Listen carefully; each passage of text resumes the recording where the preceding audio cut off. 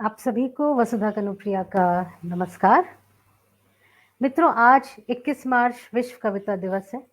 UNESCO यानी संयुक्त राष्ट्र शैक्षिक, वैज्ञानिक और सांस्कृतिक संगठन ने वर्ष 1999 में कविता विश्व कविता दिवस के रूप में इस दिन को मनाने की घोषणा की थी, जिसका मकसद उद्देश्य यह था कि कविता और कवियों के सृजनात्मक सहयोग की सराहना की जाए और उन्हें सम्मान दिया जाए।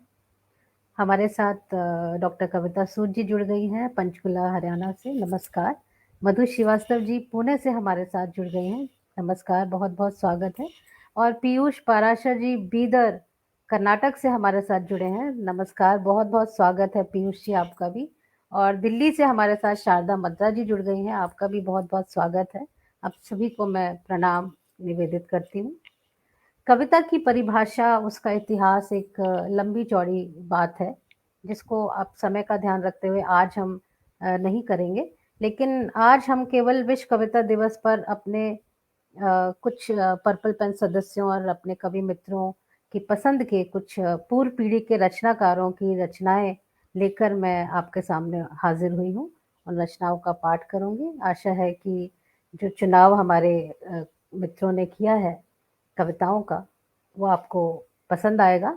और कोविड काल में भी पर्पल पेन समूह ने 3 हम ऑनलाइन आयोजन लगातार कर रहे थे, जिसमें एक आयोजन था सुखनवर, जिसमें आधे पौने घंटे का एकल काव्य पाठ होता था कवि मित्रों का। और इसके अलावा एक रूबरू आयोजन था, जिसमें मैं पर्पल पेन की संस्थापक अध्यक्ष एक आमंत्रित कवि का साक्षात्कार लाइव करती थी, उनकी कविताओं का पाठ भी उनसे सुनते थे। इसके अतिरिक्त मित्रों, एक अच्छा हमने विशेष आयोजन हम करते थे, साहित्य सेतु आयोजन, जो ऑनलाइन आयोजनों की हिसाब से देखा जाए तो अपने आप में काफी विशिष्ट था, यूनिक था।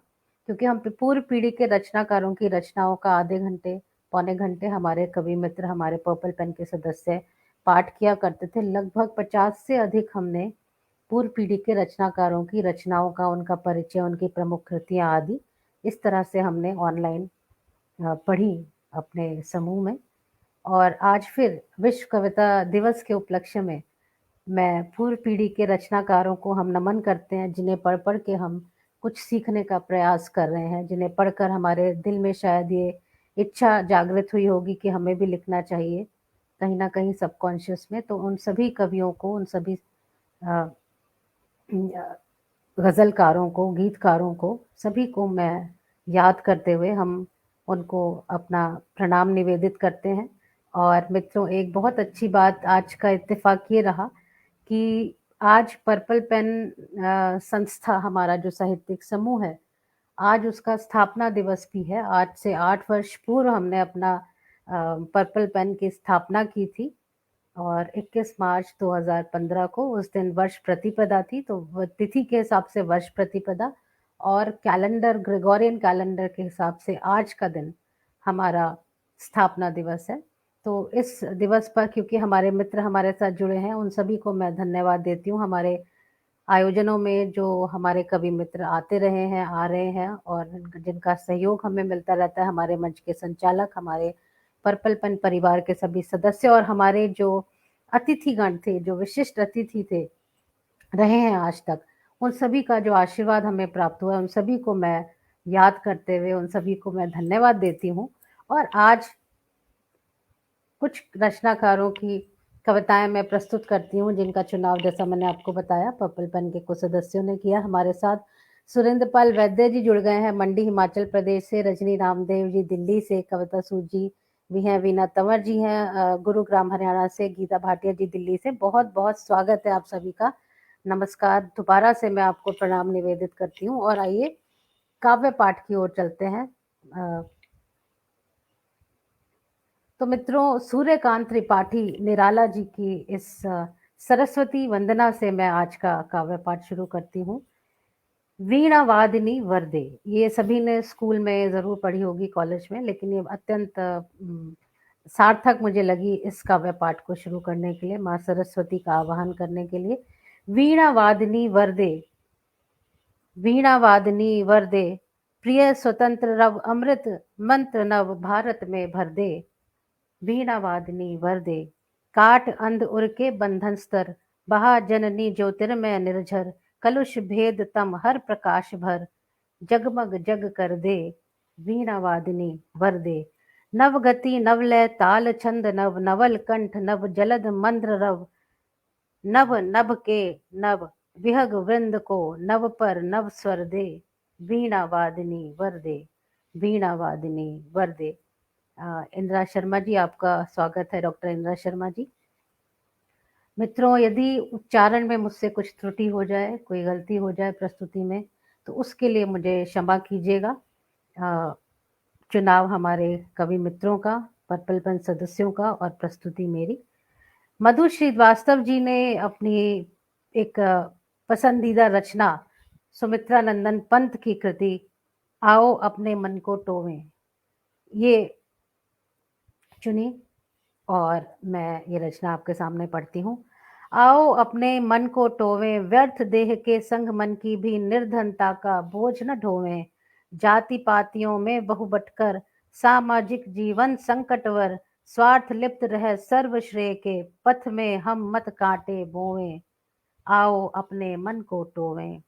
उजड़ गया घर द्वार अचानक, कितनी सार्थकता है जो पंक्तियां आज से दशकों पूर्व लिखी गई, आज भी वो सार्थक हैं। इसीलिए ये कवि महान है, ये हमें सीखने समझने की आवश्यकता है। उजड़ गया घर द्वार अचानक, रहा भाग्य का खेल भयानक, बीत गई जो बीत गई हम उसके लिए नहीं अब रोवें। आओ अपने मन को टोवें। परिवर्तन ही जग का जीवन, यहाँ विकास ह्रास संग विघटन, हम हो अपने भाग्य विधाता, हम हो अपने भाग्य विधाता, यो मन का धीरज मत खोवें, यो मन का धीरज मत खोवें, आओ अपने मन को टोवें। परिवर्तन ही जग का जीवन, यहाँ विकास ह्रास संग विघटन, हम हो अपने भाग्य विदाता, यो मन का धीरज मत खोवें। और साहस दृढ़ संकल्प शक्ति श्रम, नवयुग जीवन का रच उपक्रम, नव आशा से नव आस्था से नए भविष्य स्वप्न सजोएं, नए भविष्य सच स्वप्न सजोएं। आओ अपने मन को टोवें। और नया क्षितिज अब खुलता मन में, नवोन्मेष जन भू जीवन में, राग द्वेष के प्रकृति विकृति के युग युग के घावों को धोवें। आओ अपने मन को टोवें, आओ अपने मन को टोवें। बहुत बहुत धन्यवाद इस रचना को पसंद करने के लिए। रजनी जी कह रही हैं कि बचपन में स्कूल में पढ़ी भी थी और प्रोग्राम में गाई भी थी, शायद उन्होंने सरस्वती वंदना के लिए कहा है। और कविता सूद जी कह रही हैं बहुत सुंदर काव्य पाठ। पीयूष जी ने कहा जय माँ शारदे, माँ शारदे माँ वीणा पानी की कृपा हम सभी पर मित्रों बनी रहे। अरुण जी बिजी थे और शायद वो कह रहे थे वो कहीं शायद वो समूह में ढूंढ रहे थे लाइव कार्यक्रम। अरुण जी ये पेज पर है, आपका बहुत बहुत स्वागत है पुनः। और इंदिरा शर्मा जी ने कहा बहुत सुंदर। हमारे साथ महेंद्र विनायक जी भी जुड़ गए हैं, बहुत ही सुंदर भावपूर्ण प्रस्तुति, धन्यवाद आपका। और गीता भाटिया जी कह रही है प्रकृति विकृति के युग युग के, बहुत सुंदर रचनाएं हैं मित्रों। समय के कारण इसीलिए हमने वो साहित्य सेतु आयोजन किया था, पौने घंटे का 45 मिनट्स का आयोजन था, जिसमें कवियों के परिचय, उनकी प्रमुख कृतियों के साथ विस्तार पूर्वक उनकी कविताओं का वाचन किया गया। तो पुराने वीडियोस भी आप देख सकते हैं, और अगर कुछ ऐसा हो सका कि हम पुनः इसको शुरू करें तो हम इसको ज़रूर शुरू करेंगे। प्रबोध मिश्र हितैषी जी भी बडवानी से हमारे साथ जुड़ गए हैं, मंच के बहुत ही वरिष्ठ सदस्य, बहुत बहुत स्वागत है आपका। शारदा मद्रा जी, आप सभी के कमेंट्स मित्रों मैं पढ़ रही हूँ और आप सभी को धन्यवाद देती हूँ। अगली रचना पीयूष मंच के बहुत ही अच्छे कवि, पीयूष युवा कवि हैं और बहुत अच्छा लिखते हैं, पढ़ते हैं। तो पीयूष पाराशर जी बीदर से, उन्होंने जो रचना पसंद की आज प्रस्तुत करने के लिए, रामधारी सिंह दिनकर की सुप्रसिद्ध कृति रश्मि रथी से तृतीय सर्ग उन्होंने कहा था, उसमें से मैंने अपनी इच्छा से भाग 1 से कुछ पंक्तियां चुनी हैं, वो पढ़ती हूँ आपके सभी के समक्ष। हो गया पूर्ण अज्ञातवास, पांडव लौटे वन से साहस, पावक में कनक सदृश तप कर, वीरत्व लिए कुछ और प्रखर, नस नस में तेज प्रवाह लिए कुछ और नया उत्साह लिए। सच है विपत्ति जब आती है कायर को ही दहलाती है, शूरमा नहीं विचलित होते, क्षण एक नहीं धीरज खोते, विघ्नों को गले लगाते हैं, कांटों में राह बनाते हैं, मुख से ना कभी उफ करते हैं, संकट का चरण न गहते हैं, मुख से ना कभी उफ कहते हैं, संकट का चरण न गहते हैं, जो आ पड़ता सब सहते हैं, जो आ पड़ता सब सहते हैं, उद्योग निरत नित रहते हैं, शूलों का मूल नसाने को, बड़ खुद विपत्ति पर छाने को, है कौन विघ्न ऐसा जग में, सुनिएगा, है कौन विघ्न ऐसा जग में, टिक सके वीर नर के मग में। हिम्मत होनी चाहिए इंसान में चैलेंजेस को फेस करने की।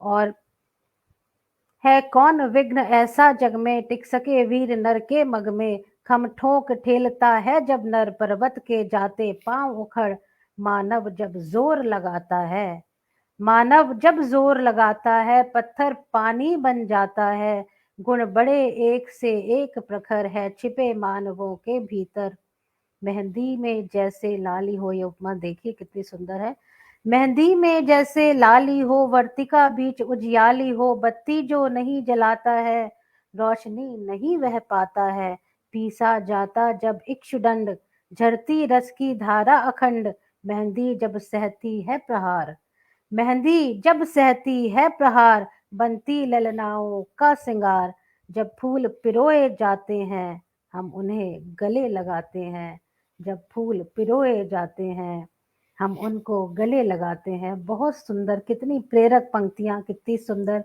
शब्दावली, कितनी सुंदर उपमाएं प्रस्तुत की। और दिनकर जी, अरुण शर्मा जी कह रहे हैं कि वो तो सूरज ही हैं, तो बिल्कुल सही आपने कहा। सूर्यकांत त्रिपाठी निराला, दिनकर प्रसाद जी, महादेवी जी, माखनलाल चतुर्वेदी जी, जयशंकर प्रसाद, ये सभी अपने आप में विशेष हैं, सभी अपने आप में अनुपम रचनाकार, इनका अपना अपना अंदाज, स्टाइल ऑफ राइटिंग, और सभी को पढ़कर मन में एक बहुत अच्छा लगता है पढ़कर ये सभी रचनाएं। कविता सूद जी कह रही हैं, वर्षों पहले पढ़ी रचनाएं आज सजीव हो रही हैं, धन्यवाद। पर्वत के जाते पांव उखड़, सुरेंद्र पाल वैद्य जी कह रहे हैं, बहुत सुंदर प्रस्तुति, धन्यवाद।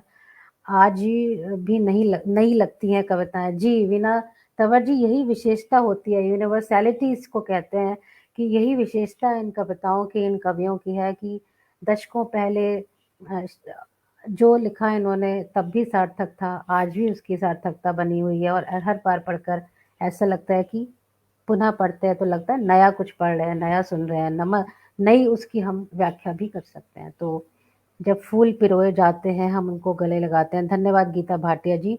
मानव जब जोर लगाता है, पत्थर पानी बन जाता है, इतनी सुंदर बात कही, और पहाड़ को जो उखाड़ने वाली उन्होंने बात कही कि खम ठोक ठेलता है जब नर, पर्वत के जाते पांव उखड़। क्या नहीं कर सकता व्यक्ति यदि वो मन बना ले, दृढ़ संकल्प कर ले। तो मित्रों, अगली रचना, क्योंकि कल गौरैया दिवस था, जो गौरैया चिड़िया जिसे कहते हैं नाम बोलचाल की भाषा में, गौरैया जो है वो दिल्ली राज्य की राज्य पक्षी भी है। तो कल गौरैया दिवस था, तो इसीलिए रेखा जोशी जी ने ये रचना चुनी है महादेवी वर्मा जी की, और मैं प्रस्तुत करती हूँ आप सभी। रजनी जी धन्यवाद, पीयूष पाराशर जी, उम्मीद है आपने जो कविता चुनी उसको मैं सही से पढ़ पाई, निभा पाई। बहुत बहुत धन्यवाद इस कविता सुंदर रचना को सुनने के लिए, पसंद करने के लिए, चयन करने के लिए। महादेवी वर्मा जी की कविता चिड़िया।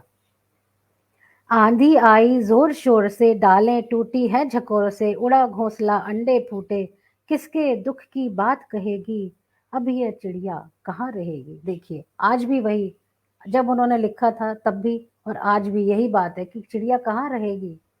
पेड़ कटते जा रहे हैं, रियलाइजेशन नहीं हो रहा, दशकों बाद भी मनुष्य नहीं रियलाइज कर पा रहा। कवि का काम है समाज में चेतना जागृत करना, लोगों को समझाना, राह दिखाना, साहित्य का यही मकसद है। लेकिन कवि अपनी बात कहकर चले गए, समझा कर चले गए, लेकिन लोगों को समझ नहीं आ रहा। ये बहुत दुखद स्थिति है। आंधी आई जोर शोर से, टालें टूटी है झकोर से, उड़ा घोंसला अंडे फूटे, किसके दुख की बात कहेगी, अब यह चिड़िया कहाँ रहेगी। हमने खोला अलमारी को, बुला रहे हैं बेचारी को, पर वो ची ची कर राती है, घर में तो वो नहीं रहेगी। अब यह चिड़िया कहाँ रहेगी। घर में पेड़ कहाँ से लाएं, देखिए, घर में पेड़ कहाँ से लाएं, कैसे यह घोंसला बनाए, कैसे फूटे अंडे जोड़ें, किससे अब यह बात कहेगी, अब यह चिड़िया कहाँ रहेगी, अब यह चिड़िया कहाँ रहेगी। जो स्थिति दुखद तब थी वो आज भी है। हमारे यहाँ अपार्टमेंट्स में एक कॉर्नर पे कुछ बेलें फेंस पर थी और बहुत सारी चिड़िया, गोरैया, कम से कम कई दर्जन, बहुत सुंदर जब ची ची करती थी शाम में दिन ढलते, बहुत अच्छा लगता था। लेकिन वो फेंस पे से सारी वो बेल हटा दी गई, काट दी गई। तो मैंने उसका कुछ विरोध भी किया, तो बट उसका कोई फ़ायदा लाभ नहीं हुआ। चिड़ियाएँ थोड़ी-सी इधर-उधर कहीं शिफ्ट हो गई, पर देखिए इस तरह से सब चीज़ें खराब होती जा रही हैं, प्रकृति का दोहन, पशु-पक्षियों को भी जगह नहीं मिल रही है अपने सर्वाइवल के लिए, सब पर मनुष्य कब्ज़ा अधिकार करता चला जा रहा है। ख़ैर, वीना शर्मा वशिष्ठ जी, आपका बहुत-बहुत स्वागत है, नमस्कार।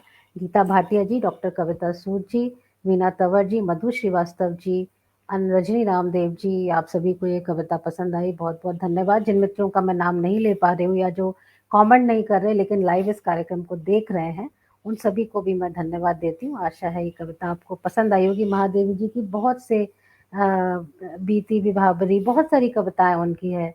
लेकिन ये कविता अच्छी लगी मुझे भी, थोड़ी अलग से रंग की और थोड़ी-सी प्रासंगिक भी, क्योंकि कल गौरैया दिवस था।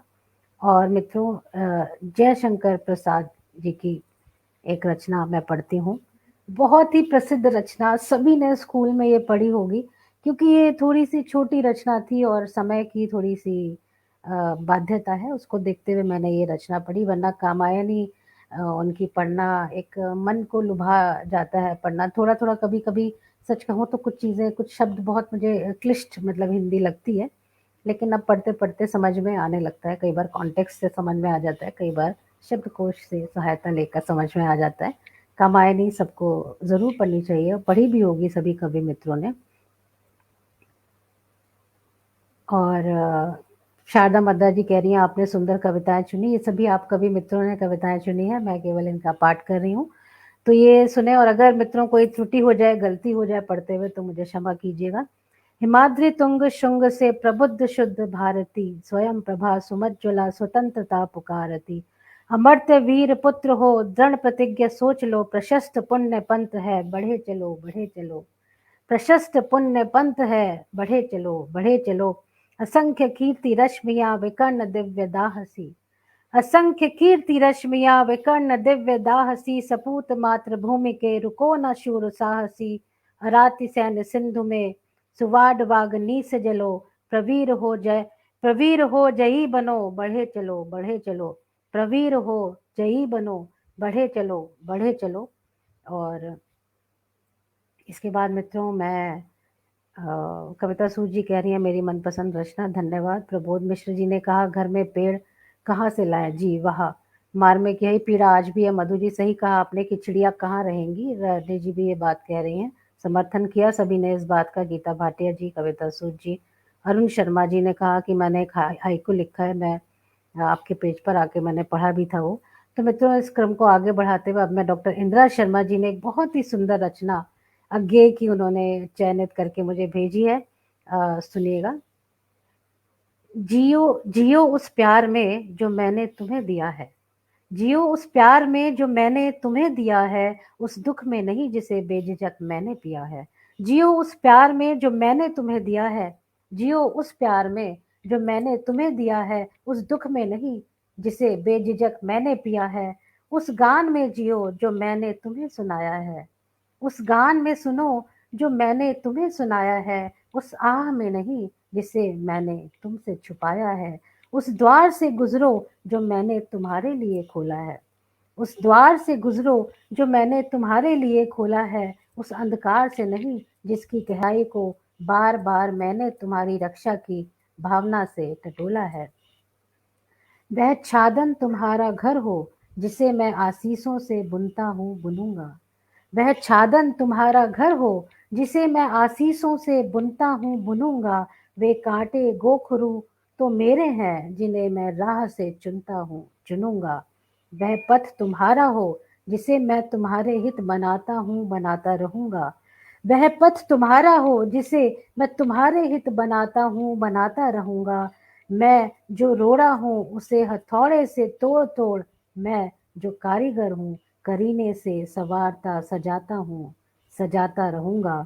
और अंतिम पंक्तियाँ, सागर के किनारे तक, सागर के किनारे तक तुम्हें पहुँचाने का उदार उद्यम ही मेरा हो। फिर वहाँ जो लहर हो, तारा हो, सोन तरी हो, अरुण सवेरा हो, वह सब ओ मेरे वर्य तुम्हारा हो, तुम्हारा हो, तुम्हारा हो। वह सब ओ मेरे वर्य तुम्हारा हो, तुम्हारा हो, तुम्हारा हो। बहुत ही सुंदर भावपूर्ण कविता का चयन इंदिरा शर्मा जी ने किया और मुझे पढ़ने में भी बहुत आनंद आया। आशा है सुनने में भी आपको बहुत अच्छा लगा होगा मित्रों। और यही कारण है, ये केवल एक रिफ्लेक्शन है इन सभी की पोएट्री का। मैं चाहूँगी जो नए नवांकुर हैं या हम भी अभी नए ही हैं, तो सभी को पढ़ना चाहिए इन रचनाओं को। और इस अभी कुछ दिन पहले मेरे मित्र ने मुझे अ, रामधारी सिंह दिनकर जी की कविताओं का पूरा एक सेट मुझे गिफ्ट किया। बहुत ही मुझे अच्छा लगा कि क्योंकि रामधारी सिंह दिनकर जी की एक ही पुस्तक मेरे पास थी, तो ये पूरा सेट पाकर मैं बहुत खुश हुई।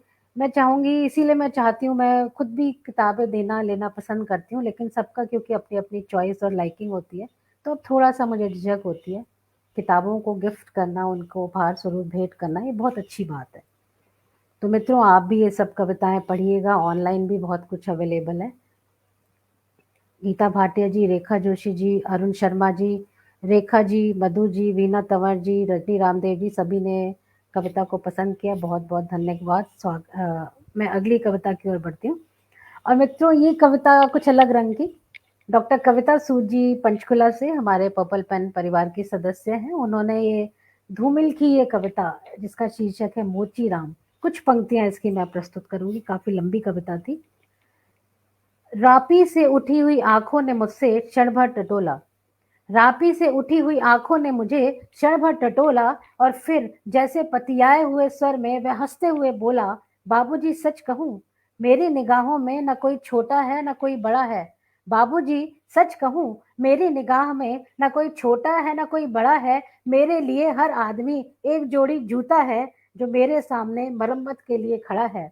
बाबूजी सच कहूँ, मेरी निगाह में न कोई छोटा है न कोई बड़ा है। मेरे लिए हर आदमी एक जोड़ी जूता है, जो मेरे सामने मरम्मत के लिए खड़ा है। और असल बात तो यह है कि वह चाहे जो है, जैसा है, जहाँ कहीं है, आजकल कोई आदमी जूते की नाप से बाहर नहीं है। सुनिएगा। और आजकल, और असल बात तो यह है कि वह चाहे जो है, जैसा है, जहाँ कहीं है, आजकल कोई आदमी जूते की नाप से बाहर नहीं है। फिर भी मुझे ख्याल है फिर भी मुझे ख्याल है रहता कि पेशेवर हाथों और फटे जूतों के बीच कहीं ना कहीं एक आदमी है, जिस पर टाके पड़ते हैं, जो जूतों से झांकती हुई उंगली की चोट छाती पर हथौड़े की तरह सहता है। बहुत सुंदर गहरी पंक्तियां, सुनिएगा। असल बात तो यह है कि वह चाहे जो हो, जैसा हो, जहां कहीं है, आजकल कोई आदमी जूते की नाप से बाहर नहीं है। फिर भी मुझे ख्याल रहता है कि पेशेवर हाथों और फटे जूतों के बीच कहीं ना कहीं एक आदमी, जिस पर टाके पड़ते हैं, जो जूतों से झांकती हुई उंगली की चोट छाती पर हथौड़े की तरह सहता है। बहुत लंबी कविता, बहुत सुंदर कविता है। आपको ज़रूर पूरी कविता पढ़नी चाहिए। ऑनलाइन भी अवेलेबल है, पढ़िएगा ज़रूर। धूमिल की ये कविता डॉक्टर कविता सूद की पसंद की रचना। और मित्रों, इस बीच मैं, हाँ, मधु श्रीवास्तव जी ने कोट किया जी, बिल्कुल। और मैं क्षमा चाहते हुए,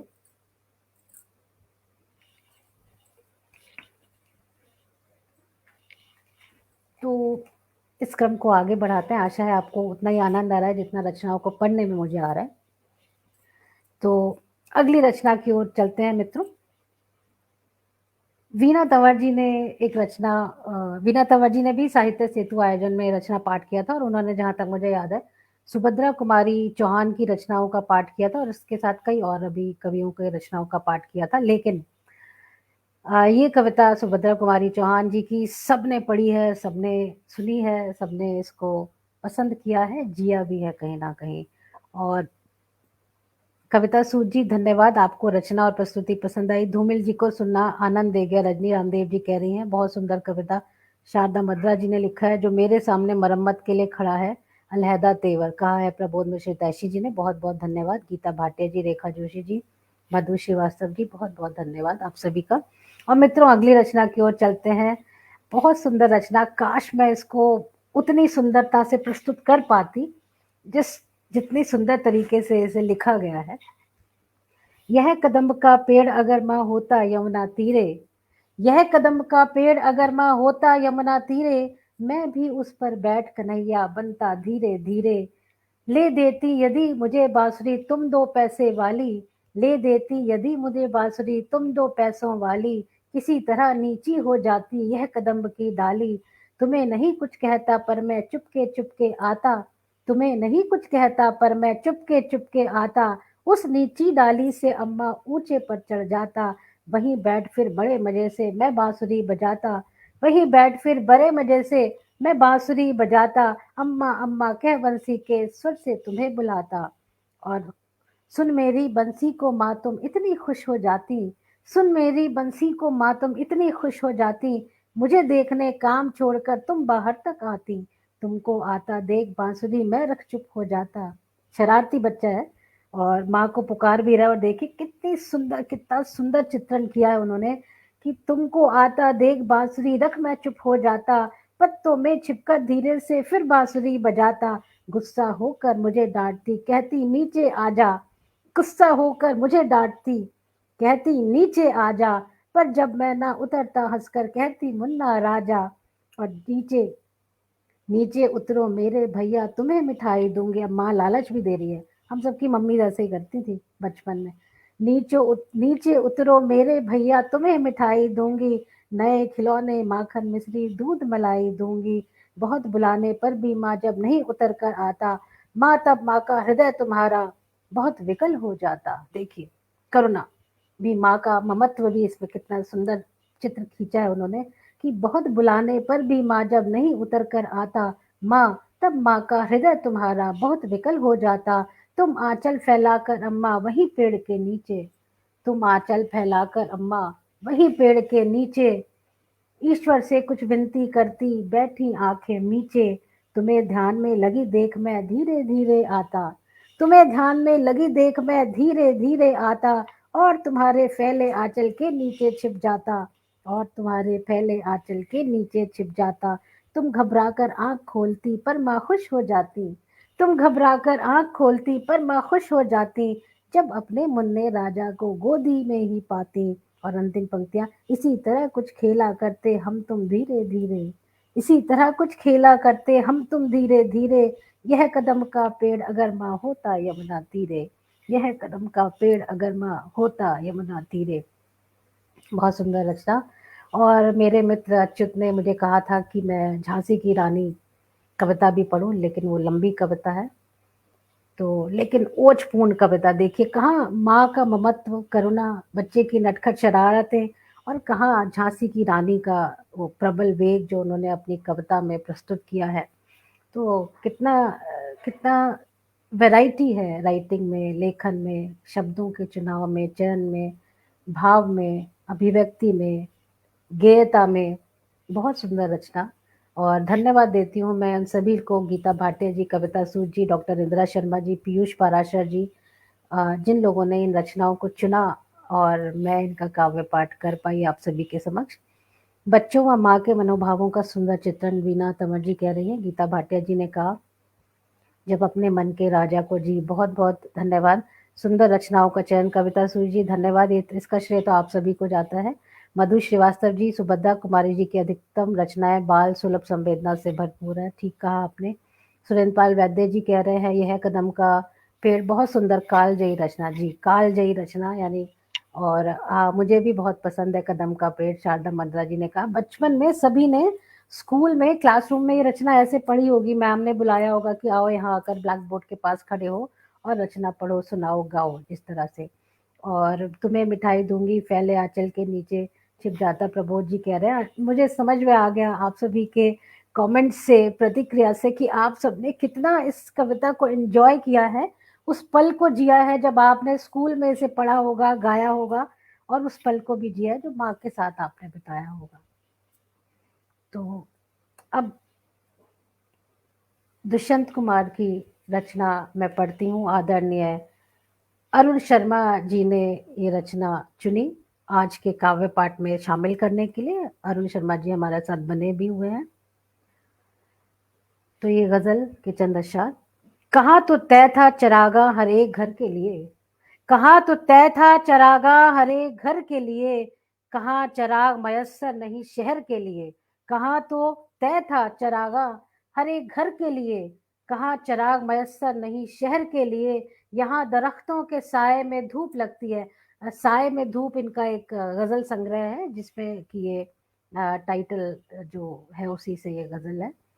कहाँ तो तय था चरागा हर एक घर के लिए, कहाँ चराग मयस्सर नहीं शहर के लिए। यहाँ दरख्तों के साए में धूप लगती है, चलो यहाँ से चले और उम्र भर के लिए। और ये शेर देखें, ना हो कमीज तो घुटनों से पेट ढक लेंगे, ना हो कमीज तो घुटनों से पेट ढक लेंगे।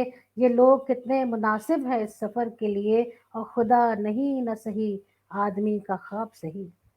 खुदा नहीं न सही आदमी का ख्वाब सही, कोई हसीन नजारा तो है नजर के लिए, कोई हसीन नजारा तो है नजर के लिए।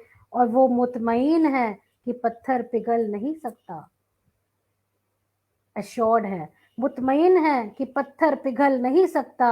मैं बेकरार हूँ आवाज में असर के लिए, वो मुतमईन है कि पत्थर पिघल नहीं सकता। मैं बेकरार हूँ आवाज में असर के लिए। और ये आखिरी शेर की, जिए तो अपने बगीचे में गुलमोहर के तले, जिए तो अपने बगीचे में गुलमोहर के तले, मरे तो गैर की गलियों में गुलमोहर के लिए, मरे तो गैर की गलियों में गुलमोहर के लिए। पत्थर का कितना सुंदर प्रयोग किया उन्होंने, उपमा दी कि वो मुतमईन है कि पत्थर पिघल नहीं सकता, मैं बेकरार हूँ आवाज में असर के लिए। और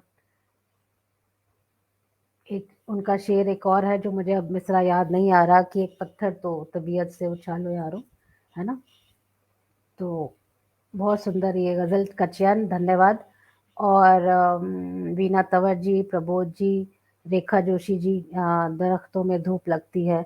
मधु श्रीवास्तव जी ने कहा समसामयिक। जी, इनकी विशेषता यही है कि ये दशकों पहले लिखी रचनाएं आज भी समसामयिक है, आज भी प्रासंगिक है। कहाँ चराग नहीं मयस्सर शहर के लिए। सरोज शर्मा जी, बहुत बहुत स्वागत है आपका। सरोज जी भी हमारे साथ मुंबई से जुड़ी है। शारदा मद्रा जी, डॉक्टर कविता सूद जी, अरुण शर्मा जी, धन्यवाद अरुण जी, आपने सुंदर गजल का चयन किया और मैं इसका पाठ कर पाई। आशा है कि बिना किसी गलती के मैंने काव्य पाठ किया होगा। और मित्रों, ना हो कमीज तो घुटनों से पेट ढक लेंगे, जी प्रबोध में शताशी जी कह रहे हैं। और मेरे गुलमोहर के लिए एक बार हमने फूलों की ऊपर रचनाओं का पाठ किया था मित्रों। और ब्लॉगिंग के दिनों में मैंने एक इंग्लिश का एक पोएट्री ब्लॉग किया था, फ्लावर्स ऑफ शिराज। बहुत, अब ये मुझे याद है, बहुत हमारे ब्लॉगर फ्रेंड्स ने उसको पसंद किया था। उसमें सारी कविताएं मैंने फूलों पर से संबंधित जो कविताएं थी उसमें इंग्लिश की भी थी, हिंदी की भी थी। सभी लोगों ने अपनी चयनित अपनी प्रिय कविताएं उसमें शेयर की थी। और आज भी ऐसे ही ये गुलमोहर का जिक्र आया तो बात मुझे याद आ गई। कविता सूद जी ने कोट किया, धन्यवाद कविता सूद जी। बहुत प्रिय शेर, लेकिन कभी याद नहीं आता। कौन कहता है कि आसमां में छेद नहीं हो सकता। आई थिंक ये थोड़ा सा आगे पीछे कर दिया है आपने, है ना। एक पत्थर तो तबीयत से उछालो यारो। जी, बहुत बहुत धन्यवाद। और मित्रों, सुकवि रमेश पठानिया जी जो पर्पल पेन समूह के साथ हमारे साथ शुरू से ही जुड़े हुए हैं, तो आदरणीय से मैंने विशेष आग्रह किया था कि वे अपनी पसंद की कोई रचना आज के इस विशेष आयोजन के लिए बताएं। और उन्होंने डॉक्टर हरिवंश राय बच्चन की एक कविता, जो बीत गई सो बात गई, मुझे पढ़ने के लिए कहा।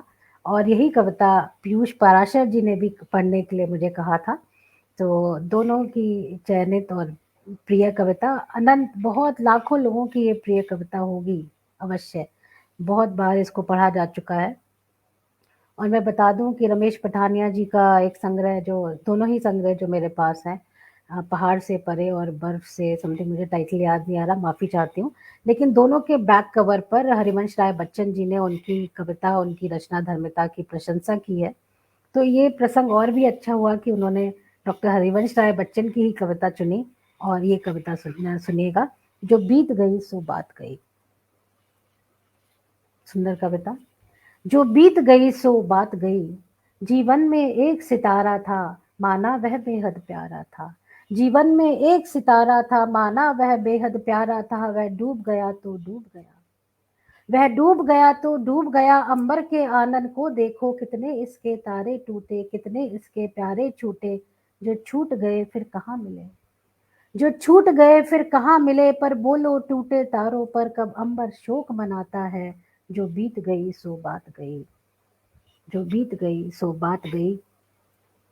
और जीवन में उनके सुपुत्र श्री अमिताभ बच्चन ने कई बार इसको केबीसी में या अलग अलग प्लेटफॉर्म्स पे पढ़ा है, उनका अंदाज वगैरह और ही है, लेकिन बहुत सुंदर कविता, बड़ी प्रेरक पंक्तियां, जीवन को राह दिखाती है पंक्तियां। जीवन में वह था एक कुसुम, जीवन में वह था एक कुसुम, थे उस पर नित्य निछावर तुम, वह सूख गया तो सूख गया। वह सूख गया तो सूख गया, मधुवन की छाती को देखो, सूखी कितनी इसकी कलियां, मुरझाई कितनी वल्लरियां, जो मुरझाई फिर कहाँ खिली। जो मुरझाई फिर कहाँ खिली, पर बोलो सूखे फूलों पर कब मधुवन शोर मचाता है। जो बीत गई सो बात गई, जो बीत गई सो बात गई। मधु के जीवन में मधु का प्याला था, तुमने तन मन दे डाला था। जीवन में मधु का प्याला था, तुमने तन मन दे डाला था, वह टूट गया तो टूट गया। वह टूट गया तो टूट गया, मदरालय का आंगन देखो, कितने प्यारे, कितने प्याले हिल जाते हैं, गिर मिट्टी में मिल जाते हैं। जो गिरते हैं कब उठते हैं, जो गिरते हैं कब उठते हैं, पर बोलो टूटे प्यालों पर कब मदरालय पछताता है। जो बीत गई सो बात गई, जो बीत गई सो बात गई। और ये अंतिम पंक्तियां मैं निवेदित करती हूँ। मृदु मिट्टी के हैं बने हुए, मिट्टी की उपमा देखिए, मिट्टी का ही तन बना है, मिट्टी के प्याले हैं। मिट्टी मृदु मिट्टी के हैं बने हुए, मधुघट फूटा ही करते हैं, लघु जीवन लेकर आए हैं, प्याले टूटा ही करते हैं।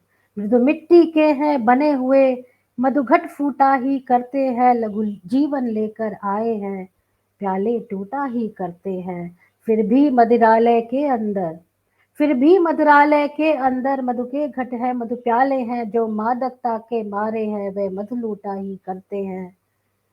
यह कच्चा, वह कच्चा पीने वाला है, जिसकी ममता घट प्यालों पर। सुनिए, देखिए, जीवन, शरीर, आत्मा, क्या उन्होंने बात कही उपमा के माध्यम से।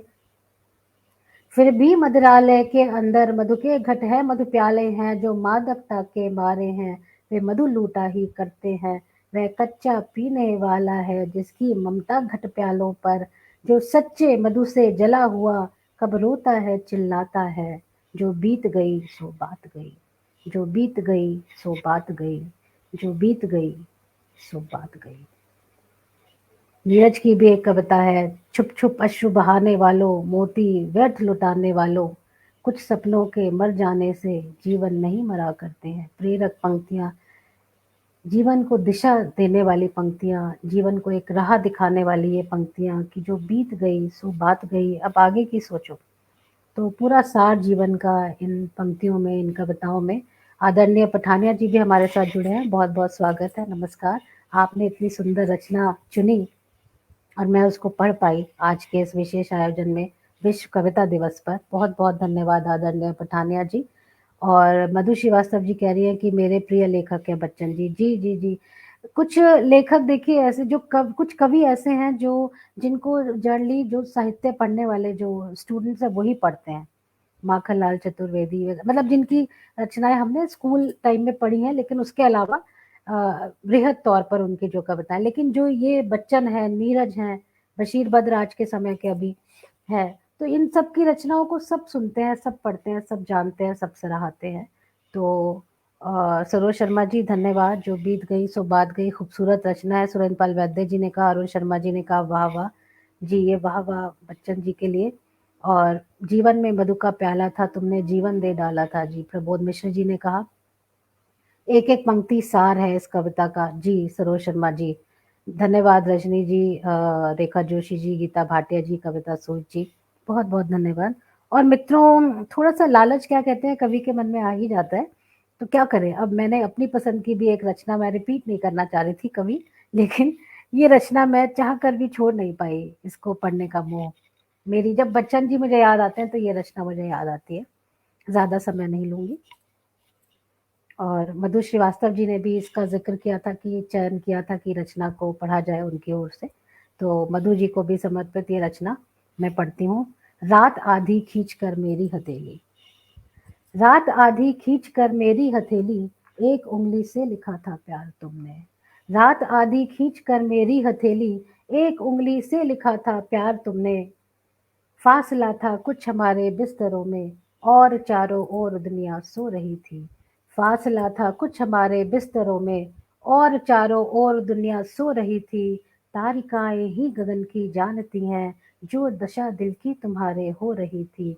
मैं तुम्हारे पास होकर दूर तुमसे, मैं तुम्हारे पास होकर दूर तुमसे, अध जगा सा और अध सोया हुआ सा।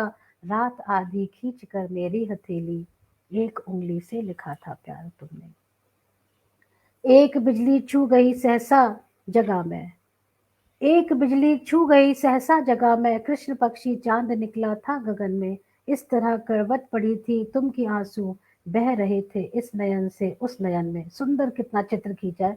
करवट लेकर जब आप सोएंगे तो इस नयन से उस नयन में, इस तरह करवट पड़ी थी तुम की आंसू, बह रहे थे इस नयन से उस नयन में। मैं लगा दूं आग इस संसार में, है प्यार जिसमें इस तरह असमर्थ कातर। जानती हो उस समय क्या कर गुजरने के लिए था कर दिया तैयार तुमने। रात आधी खींच कर मेरी हथेली, एक उंगली से लिखा था प्यार तुमने। रात आधी खींच कर, ये लंबी कविता है, मैंने ये 2 ही बंद इसके पढ़े हैं। आशा है आपको पसंद आए होंगे। कविता सुजीत जी, अब थोड़ी सी चीटिंग कर लेनी चाहिए, अपनी मनपसंद रचना अभी बाकी है वैसे एक और पढ़नी। एक ही रचना चुनी थी मैंने नीरज की, लेकिन मधु जी ने भी इसको पसंद किया, और मुझे भी ये रचना बहुत पसंद है। आशा है आप सबको भी ज़रूर ये रचना पसंद होगी। सरोज शर्मा जी, रेखा जोशी जी, वीना तंवर जी, रजनी रामदेव जी, शारदा मद्रा जी, गीता भाटिया जी, आप सभी को मैं धन्यवाद देती हूँ। आदरणीय पठानिया जी को भी, सुरेश बल वैद्य जी, प्रबोध मिश्र हितैषी जी, बहुत-बहुत धन्यवाद। और इस कार्यक्रम की, आज के विश्व कविता दिवस विशेष की ये विशेष कविता, वैसे आज के परिप्रेक्ष्य में मैं वो अब युद्ध नहीं होगा नीरज की कविता पढ़ना चाहती थी, लेकिन उनकी बहुत सी रचनाएं प्रसिद्ध हैं बहुत ही ज़्यादा, लेकिन मैंने एक रचना चुनी है जो मुझे बहुत पसंद है। इसमें जो भाव है, जो मनोभाव है, मुझे लगता है कि वो पराकाष्ठा है प्रेम की, विरह की, वेदना की। मैंने इस कविता को चुना है, आपने यदि नहीं सुनी है तो सुनिएगा। अब बुलाऊं भी तुम्हें तो तुम ना आना, अब बुलाऊं भी तुम्हें तो तुम न आना, टूट जाए शीघ्र जिससे आस मेरी। अब बुलाऊं भी तुम्हें तो तुम न आना, टूट जाए शीघ्र जिससे आस मेरी, छूट जाए शीघ्र जिससे सांस मेरी। इसलिए यदि तुम कभी आओ इधर तो, इसलिए यदि तुम कभी आओ इधर तो, द्वार तक आके हमारे लौट जाना। अब बुलाऊं भी तुम्हें तो तुम न आना। माफी चाहती हूँ मित्रों, गला मेरा बिल्कुल भी अच्छा नहीं है।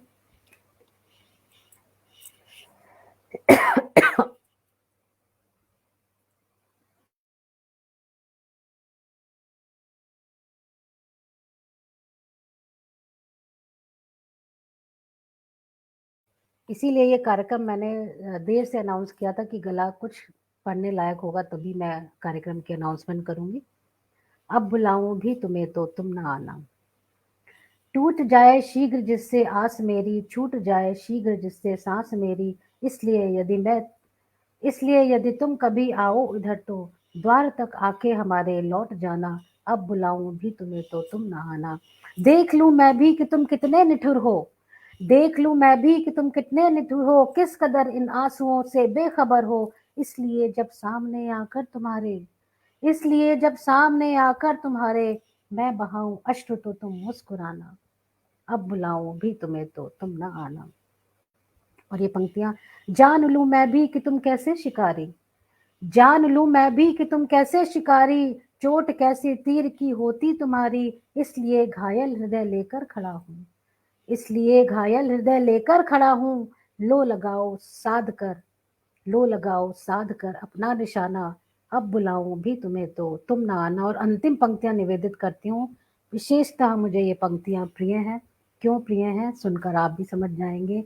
एक भी अरमान रह जाए न मन में, एक भी अरमान रह जाए न मन में, और न बचे एक भी आंसू नयन में, इसलिए जब मैं मरूं तब तुम घृणा से, इसलिए जब मैं मरूं तब तुम घृणा से, एक ठोकर लाश में मेरी लगाना, अब बुलाऊं भी तुम्हें तो तुम ना आना, अब बुलाऊं भी तुम्हें तो तुम ना आना। आप समझ सकते हैं कि कितनी वेदना, कितनी पीड़ा। आपने सही कहा, पीड़ा की, वेदना की पराकाष्ठा है जिसको कवि ने निचोड़ कर इसमें अभिव्यक्त कर दिया। बहुत सुंदर कविता। नीरज की बहुत सी कविताएं हैं मित्रों जो बहुत प्रसिद्ध है, लेकिन मैंने ये कविता उनकी चुनी। और काफी समय हो गया है, तो अ,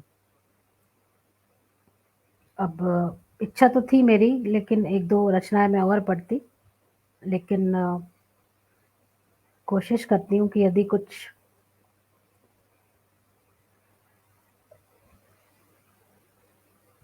क्योंकि ये आउट ऑफ द ब्लू मैंने इस कविता को सोचा है।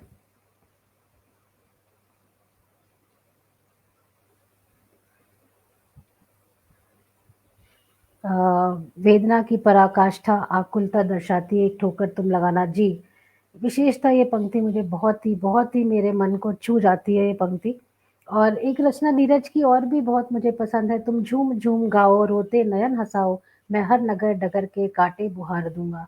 तुम द्वार द्वार जाओ, पर्दे उघार आओ, मैं सूर्य चांद सारे भू पर उतार दूंगा। बहुत सुंदर रचना है।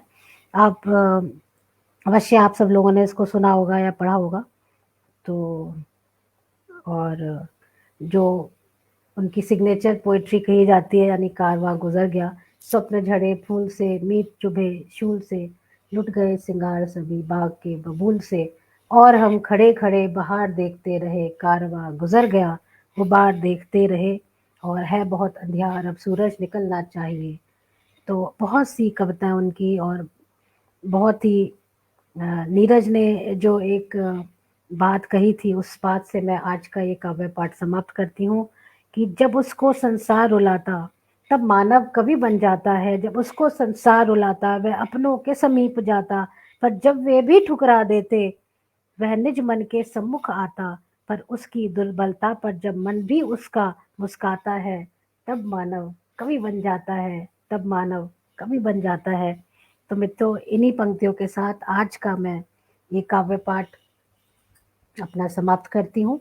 इच्छा थी मेरी कि मैं युद्ध वाली रचना भी पढूं। मैं उसको नीरज की जो मैंने साहित्य सेतु आयोजन में काव्य पाठ किया था उसमें वो रचना पढ़ी थी। लंबी रचना है और समय की थोड़ी सी बाध्यता है, लेकिन आप सभी लोगों का सहयोग मिलता रहा, साथ बना रहा, तो मुझे भी, मेरा भी उत्साहवर्धन हुआ कि मैं पढ़ूं। और मैंने एक आध रचना एक्स्ट्रा कोट कर दी।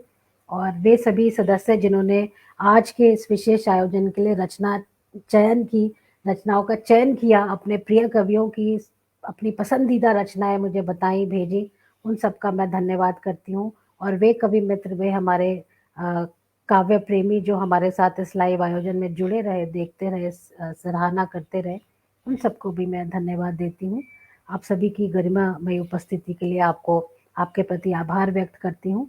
और आशा रखती हूँ कि भविष्य में भी जब कभी कार्यक्रम लाइव होंगे या ऑन ग्राउंड होंगे तो आप सभी इसी तरह अपनी गरिमापूर्ण उपस्थिति से हमें कृतार्थ करेंगे और अपना सहयोग बनाए रखेंगे। आज पर्पल पेन के स्थापना का 8वां स्थापना दिवस भी है मित्रों। तो आप सभी को जो इस साहित्यिक यात्रा में आज तक हमारे साथ बने हुए हैं, समय समय पर कुछ लोग आए, कुछ छोड़कर चले गए, कुछ नए जुड़ते रहे, यात्रा का मतलब ही यही होता है। तो उन सभी को मैं धन्यवाद देती हूँ जो समय समय पर इस साहित्यिक यात्रा में जुड़े, कभी हमारे साथ थे या आज भी हमारे साथ बने हुए हैं। ऐसे सभी मित्रों को भी मैं धन्यवाद देती हूँ। आप सभी को शुभकामनाएं देती हूँ। पर्पल पेन समूह के माध्यम से हम क्या कर पाए हैं, क्या कर पा रहे हैं, यह विषय विवेचना का है। और इस पर कुछ अच्छी कुछ बुरी प्रतिक्रियाएं लोग देते रहते हैं, लेकिन हम जो अपना काम कर रहे हैं, हमारा हमसे जो हो सकता है कि हम साहित्य के संवर्धन के लिए नए कवियों को, नए बच्चों को उनकी रचनाएँ बिना किसी सहयोग राशि के हम छाप रहे हैं अपने साझा संग्रहों में, उनको एक मंच प्रदान कर रहे हैं। कभी मैंने बहुत जगहों पर देखा है कि जो बात नहीं कहनी चाहिए, मंचों पर जो अधिकार जमाकर कुछ लोग बैठे हैं और वो कभी किसी नए लोगों को आगे आने नहीं देते। यहाँ तक कि फ़ेसबुक पर भी आप कविताएँ लिखेंगे, नए लोग लिखते हैं तो जो वरिष्ठ जन है सॉरी टू से वो आकर उस पर कमेंट नहीं करते, कभी प्रतिक्रिया नहीं करते, उत्साहवर्धन नहीं करते। ये ज़रूर कहते हैं वो अपने संस्मरणों में कि हमने इनके साथ काव्य पाठ किया, उनके साथ किया, उन्होंने हमें बहुत सराहा, उन्होंने हमें बहुत प्रोत्साहित किया लिखने के लिए। तो वही काम उन्हें भी करना चाहिए, कवि का ये भी धर्म है कि आने वाली पीढ़ी के लिए भी वो उन कवियों को तैयार करे, जो समाज में चेतना और जागृति ला सके, जिसकी बहुत ही आवश्यकता है मित्रों। यदि मैंने कुछ गलत कहा हो तो मैं उसके लिए क्षमा प्रार्थी हूँ आप सभी से। आशा है कि जो कविताएँ मैंने पढ़ी, जो कविताएँ हम सभी ने चयनित की, आपको पसंद आई होंगी। अगले कार्यक्रम में पुनः कोई अच्छी कविताएँ लेकर, कुछ नया कार्यक्रम लेकर आप सभी के साथ हम रूबरू होंगे। तब तक के लिए मुझे दीजिए इजाज़त। जाते-जाते मैं पुनः मधु श्रीवास्तव जी, प्रबोध मिश्र हितैषी जी, डॉक्टर कविता सूद जी, सरोज शर्मा, वीना तंवर, रजनी रामदेव, शारदा मद्रा जी और अन्य सभी मित्र प्रबोध मिश्र हितैषी जी, सुरेंद्र पाल वैद्य जी, रमेश पठानिया जी, अरुण शर्मा जी, आप सभी को मैं धन्यवाद देती हूँ कि आप सभी हमारे साथ जुड़े आज के कार्यक्रम में। अगले कार्यक्रम के तक दीजिए मुझे इजाज़त और जाते-जाते विश्व कविता दिवस पर आप सभी को भी कवि मित्रों को बहुत-बहुत बधाई, शुभकामनाएँ। माँ सरस्वती की कृपा सभी पर बनी रहे। धन्यवाद, नमस्कार।